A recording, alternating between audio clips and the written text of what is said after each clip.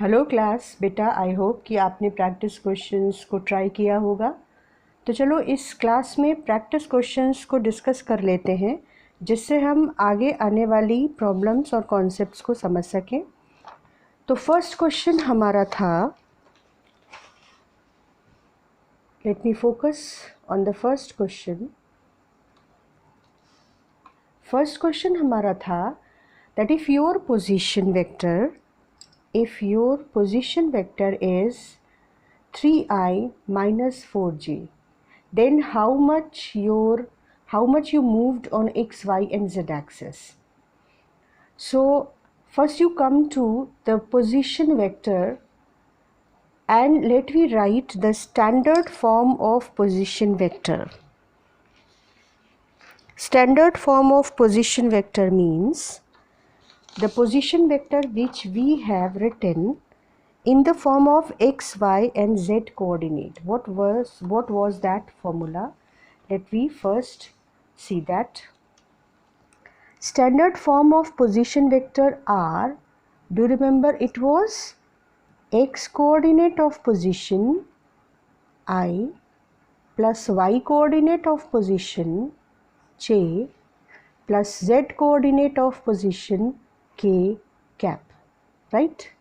This is answer number 1. And your position vector which is given in your question is vector R is it's 3i minus 4j.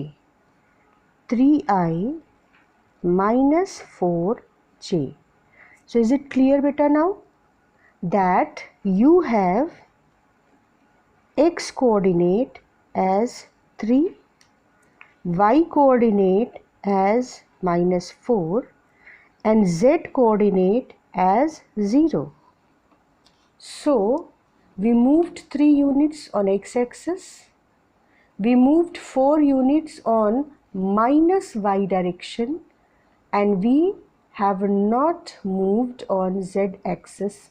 We have not moved along the z-axis direction. Come to next question, that was if your position vector R is 5i plus 4j minus 3k, then give your motion coordinates along x, y and z axis. I think now you all can answer me. X coordinate is 5, y coordinate is 4 and z coordinate is minus 3. So answer number 2 is that as vector R is, let me write vector R first, 5i plus 4j minus 3k. So on x-axis we moved 5 units, on y-axis we moved in plus y direction 4 units, and on z-axis we moved 3 units in minus z direction. Is it clear to everybody? Now come to the third question, which is little thought provoking, and that question is if we moved 7 units along negative x-axis, 2 units along plus y-axis and 3 units along positive z-axis, then what is your position vector and which of the following is your position vector in the given diagram? And you are having 2 options. Option number 1 is the vector R1 and option number 2 is vector R2, right? So let me see the motion we have done along x-axis. Along x-axis we moved 7 units but in negative x direction. So negative x direction is this one. Then on y-axis we moved 3 units. So on y-axis we moved 3 units. Then on z-axis or along z-axis we moved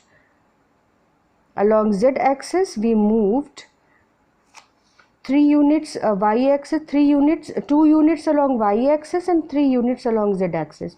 So along x axis 7 units, 2 units along z axis, y axis plus y axis, and 3 units along positive z axis. Positive z axis means on the paper in perpendicular direction up. On the paper in perpendicular direction to the paper upward, or in the two-dimensional diagram 3 units in plus z direction. 3 units in plus z direction. So I can give the motion like this also, minus 7, then 3 units along z, then 2 units along y, or we will reach here. Is it clear to you?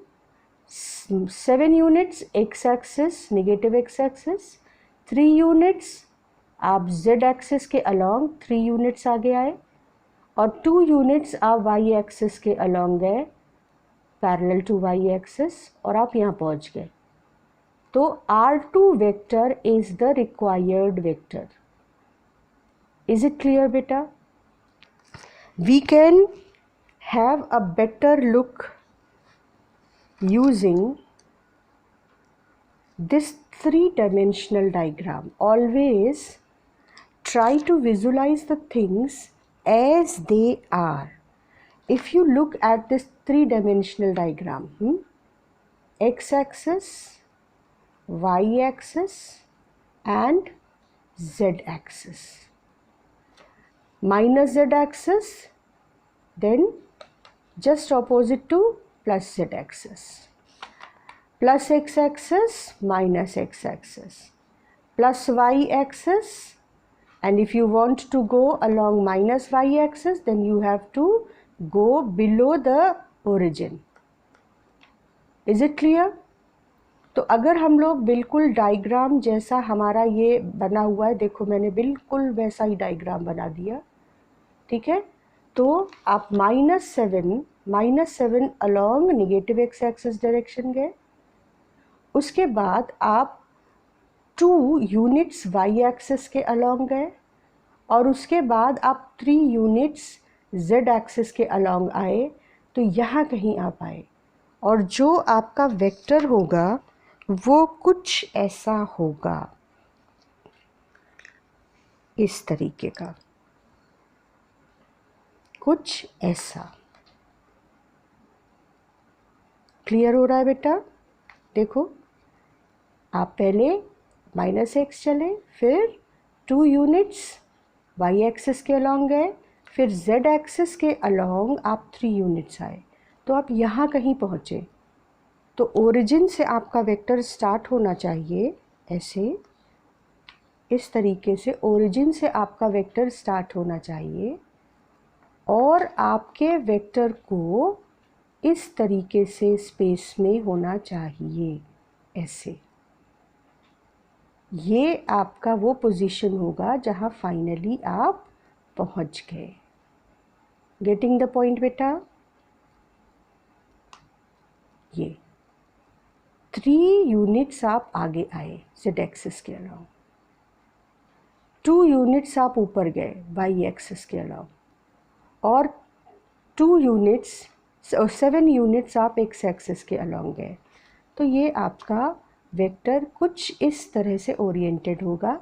तो अगर आप 3D में देखोगे तो आपको ऐसा vision मिलेगा. Just look at this R2, this is R2. Match both 3-dimensional diagram and the 3-dimensional model, actual model, and this is R2. Clear now? Now अब क्या हम थोड़ा सा बेटर क्वेश्चन पर मूव कर सकते हैं? क्या आपको विजुलाइजेशन हो रहा है? 3 डायमेंशन में इमेजिनेशन काम करना शुरू कर रहा है? तो अब हम लोग एक बेटर क्वेश्चन पर पहुंचते हैं.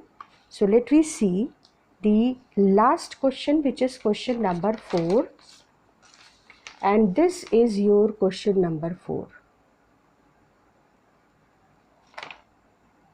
See what is question number 4. It is, this is a cuboid, sides 4 units along x-axis, 3 units along z-axis and 2 units along y-axis, right? And what are they asking? They are asking you position vectors for P1, P2 and P3. ठीक है, तो P1, P2, P3 के लिए सबसे पहले आप P1 पर आ जाओ. P1 ये पॉइंट है. अब देखो मैं कैसे इसको डिसाइड करूँगी कि x, y और z कोऑर्डिनेट कैसे P1 के कैसे डिसाइड करेंगे. तो एक्शंस को ध्यान से देखना. जो बच्चा भी थोड़ा भी प्रॉब्लम फील कर रहा है बेटा, तो वो एक्शंस को ध्यान से देखे. पहले हम x एक्सिस के अलोंग 4 यूनिट्स गए, ठीक है. फिर हम y एक्सिस के अलोंग 2 यूनिट्स गए. देखो ये 2 यूनिट्स है ना, तो ये भी कितना हुआ, 2 यूनिट्स हुआ y एक्सिस के along. This is parallel to y axis. तो x एक्सिस के अलोंग 4 यूनिट्स चले, y एक्सिस के अलोंग 2 यूनिट्स चले और फिर z एक्सिस के अलोंग कितना चले, पैरेलल है ये दोनों, 3 यूनिट्स. और तब हम P1 पर पहुँचे. तो P1 के कोऑर्डिनेट्स क्या लिखेंगे, देखो P1 के कोऑर्डिनेट्स हो जाएंगे 4 for x, 2 for y and 3 for z. तो position vector R1 for point P1 क्या हो जाएगा, 4 और डायरेक्शन I कैप से, प्लस 2 और डायरेक्शन J कैप से, और 3 और डायरेक्शन K कैप से. हो गया पोजीशन वेक्टर R1 का. इज इट क्लियर बेटा? अब चलो दूसरा देखते हैं. नेक्स्ट है P2. P2 के लिए क्या करेंगे, P2 के लिए आपको कैसे चलना होगा. देखो x एक्सिस के अलोंग आप 4 यूनिट्स आगे आएंगे और फिर आप z एक्सिस के अलोंग 3 यूनिट्स आगे आएंगे. ध्यान देना, x 4 यूनिट्स, z 3 यूनिट्स, लेकिन y, यस y के अलोंग आपको चलना ही नहीं पड़ेगा P2 तक पहुंचने के लिए. तो P2 के कोऑर्डिनेट्स कैसे लिखोगे, x के लिए 4 यूनिट्स चले, y के लिए चलना ही नहीं पड़ा और z के लिए 3 यूनिट्स. तो R2 position vector for P2 is 4i plus 0j plus 3k, और we can write 4i plus 3k. Clear हो रहा है बेटा?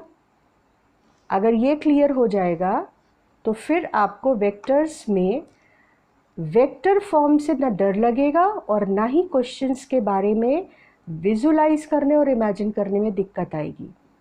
अब P3 के लिए बात करो.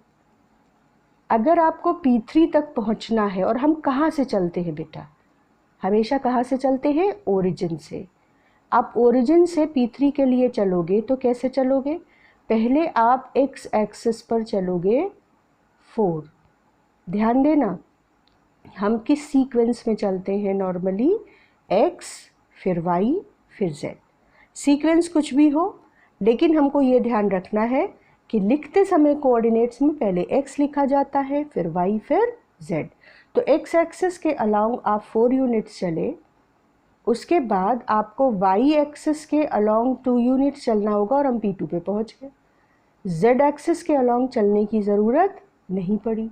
तो P2 के कोऑर्डिनेट्स P3 के कोऑर्डिनेट्स हो जाएंगे 4 यूनिट्स x के लिए चले, 2 यूनिट्स y के लिए चले और 0 चले z एक्सिस के अलोंग, तो R3 हो गया for P3 it is 4i plus 2j plus 0k और 4i प्लस 2j।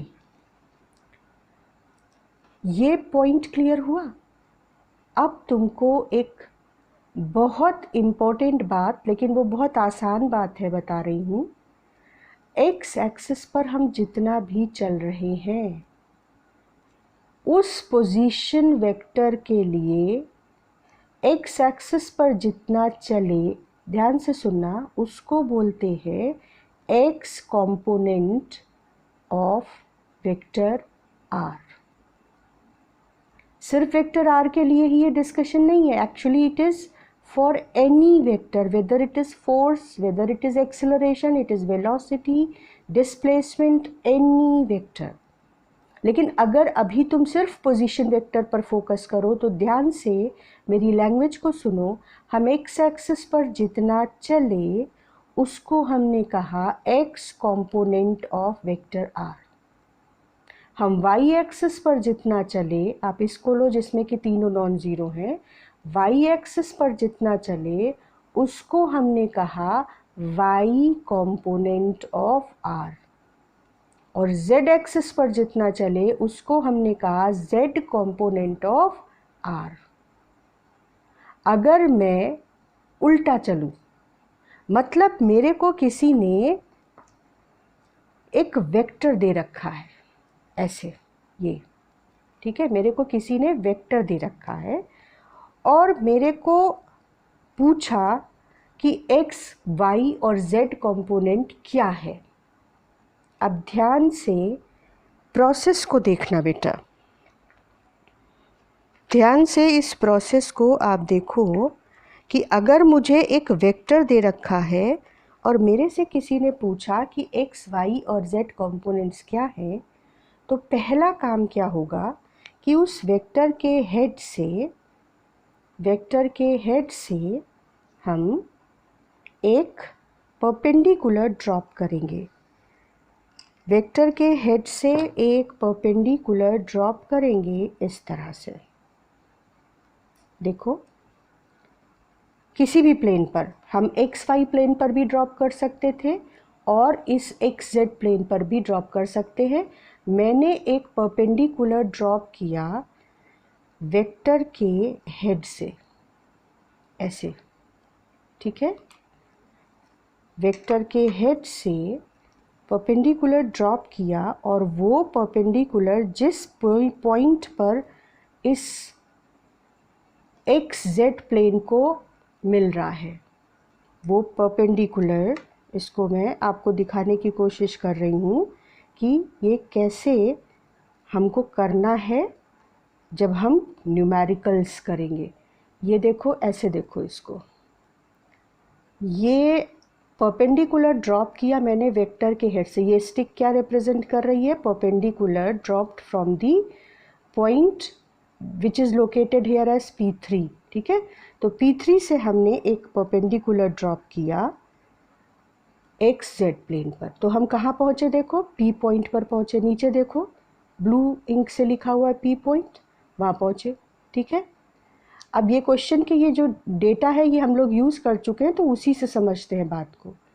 जब P पॉइंट पर हम पहुंच गए तो हमने क्या किया? देखो, P से, ध्यान से देखना, मैंने पहले ये परपेंडिकुलर ड्रॉप किया है एक्स जेड प्लेन पर, और मैं प्लेन पर इस परपेंडिकुलर का फुट कहाँ मिलता है? P पर।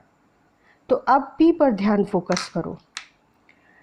जब P मिल गया हमको P3 से परपेंडिकुलर ड्रॉप करके, तो हमने उससे परपेंडिकुलर ड्रॉप किया एक इस z एक्सिस के अलोंग, और परपेंडिकुलर z एक्सिस के अलोंग ड्रॉप किया, और वो किस एक्सिस को जाकर मिल रहा है? x एक्सिस को। तो P पहले मिला हमको, उससे हमने x एक्सिस पर एक परपेंडिकुलर ड्रॉप किया z एक्सिस के पैरेलल, और z एक्सिस पर परपेंडिकुलर ड्रॉप किया। ऑब्वियसली ये किसके पैरेलल होगा?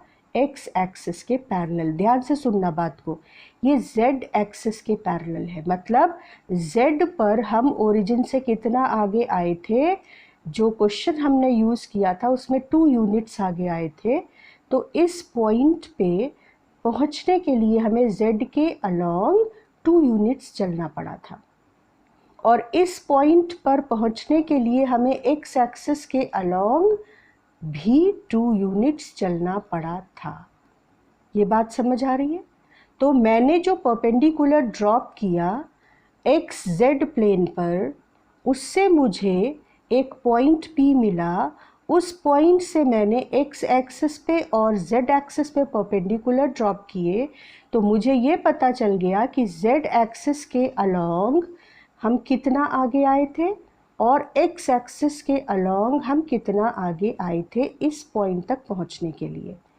तो हमको असल में क्या पता चल गया, एक्स कोऑर्डिनेट और जेड कोऑर्डिनेट। कुछ बात समझ आई? हमको पता चल गया x component of this vector and z component of this vector, और I can say P3 point का x कोऑर्डिनेट पता चल गया और z कोऑर्डिनेट पता चल गया। अब बचा y एक्सिस पर हम कितना ऊपर गए कि हम P3 तक पहुंच सकें, वो कैसे पता चलेगा? ध्यान से देखो, अब हम एक परपेंडिकुलर ड्रॉप करेंगे इसी P3 से इस येलो प्लेन पे। देखो, इसी P3 से हम एक परपेंडिकुलर ड्रॉप करेंगे येलो प्लेन पर। एक बड़ा स्टिक लेते हैं, P3 से, दिख रहा है बेटा, P3 से येलो प्लेन पे परपेंडिकुलर ड्रॉप किया, तो हम कहाँ पहुँचे? इस पॉइंट P2 पर। ये जो रेफरेंस है, ये पीछे क्वेश्चन हम लोगों ने किया था, उस क्वेश्चन को देख सकते हैं। उसमें हमने एक्स वाई जेड कोऑर्डिनेट हमको पता थे और ये आर वेक्टर पता किया था। लेकिन यहाँ मुझे एक अगर वेक्टर दिया हो तो हम एक्स वाई और जेड कैसे निकालेंगे, उसका तरीका मैं तुम्हें बता रही हूँ। कि एक परपेंडिकुलर मैंने एक्स जेड प्लेन पे डाला तो मुझे P पॉइंट मिला, उसकी हेल्प से मैंने इस पॉइंट P3 तक पहुँचने के लिए x और z पर कितना चलना पड़ा था वो पता किया, तो x और z कोऑर्डिनेट मिल गए। और फिर मैंने P3 से इस येलो प्लेन पर, येलो प्लेन कौन सा है? एक्स वाई प्लेन, इस एक्स वाई प्लेन पे परपेंडिकुलर ड्रॉप किया। मेरा परपेंडिकुलर इस वाई एक्स वाई प्लेन पर जिस पॉइंट पर पहुंचेगा वो पॉइंट P2 है। तो P2 पर अगर मैं पहुंची तो मुझे ये पता चल गया, देखो ध्यान से देखो, कि मैं y एक्सिस के पैरेलल कितना ऊपर गई थी, कि मैं उसके बाद y एक्सिस के पैरेलल मैं 1 यूनिट ऊपर गई थी, फिर मैं z एक्सिस के अलॉन्ग 2 यूनिट्स इधर आई थी और तब P3 पर पहुंची थी। एक्चुअली मैंने अपनी जर्नी कहाँ से शुरू की थी? ओरिजिन से। ओरिजिन से मैं पहले 2 यूनिट्स एक्स एक्सिस के अलॉन्ग गई थी, फिर ओरिजिन से 2 यूनिट एक्स एक्सिस के अलॉन्ग गई तो P1 पर पहुंची थी, P1 से 1 यूनिट ऊपर गई तो P2 पे पहुंची थी वाई एक्सिस के अलॉन्ग, और उसके बाद P3 पर पहुंचने के लिए मैं P2 से 2 यूनिट्स इस Z एक्सिस के अलॉन्ग, देखो Z एक्सिस के पैरेलल 3 यूनिट P2 से चली थी, 2 यूनिट्स P2 से चली थी, तो मैं P3 पे पहुंची थी। ठीक है, लेकिन अगर आपको एक वेक्टर दिया रहेगा तो आप एक परपेंडिकुलर ड्रॉप करेंगे P3 से, एक किसी एक प्लेन पर पहले ड्रॉप कर लो, मान लो XZ प्लेन पे ड्रॉप किया, तो ये परपेंडिकुलर आपको पॉइंट देगा P के कोऑर्डिनेट Z और X आपको बता देंगे कि X और Z फॉर P3 कितना है, और उसके बाद आप एक परपेंडिकुलर ड्रॉप करोगे इस P3 से इस बचे हुए प्लेन पर to know the y axis coordinate. तो समझ आया कि हमें 2 परपेंडिकुलर ड्रॉप करने पड़ेंगे, या तो आप XZ प्लेन पर पहले परपेंडिकुलर ड्रॉप करो, इस तरह से P पता करो और XZ पहले पता करो, और उसके बाद आप इस पर परपेंडिकुलर ड्रॉप करो, P2 के कोऑर्डिनेट पता करो तो Y पता चल जाएगा कि कितना आप Y के अलॉन्ग ऊपर गए थे P3 पर पहुंचने के लिए। और ऐसे भी कर सकते हैं कि पहले मैंने P3 से इस येलो प्लेन पे परपेंडिकुलर ड्रॉप किया, मुझे मिला P2। ठीक, अब P2 जब मिल गया तो मैंने देखा कि मैं x एक्सिस के अलॉन्ग 2 यूनिट्स चली, फिर मैं y एक्सिस के अलॉन्ग 1 यूनिट चली तो मुझे P2 मिला, और फिर मैं P2 से z एक्सिस के अलॉन्ग 2 यूनिट्स चली तो मुझे P3 मिला।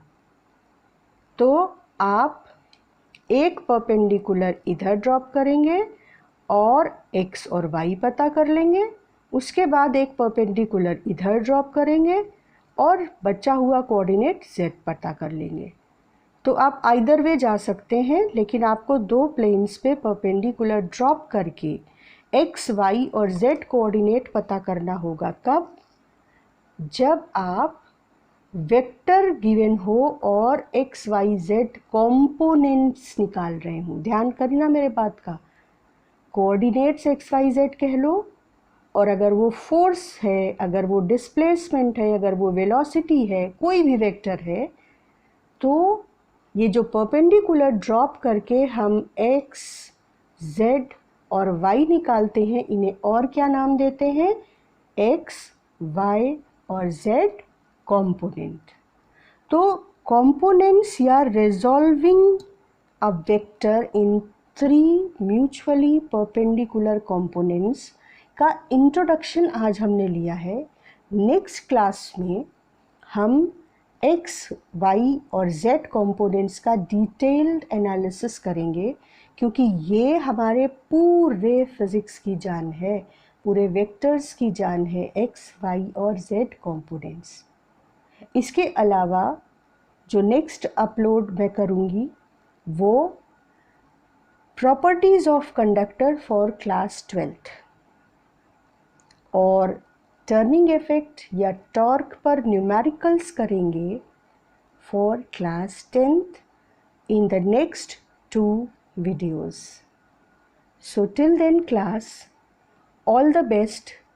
I always say, सपने ऊंचे देखो बेटा, सपने सच होते हैं और तुम में वो काबिलियत है।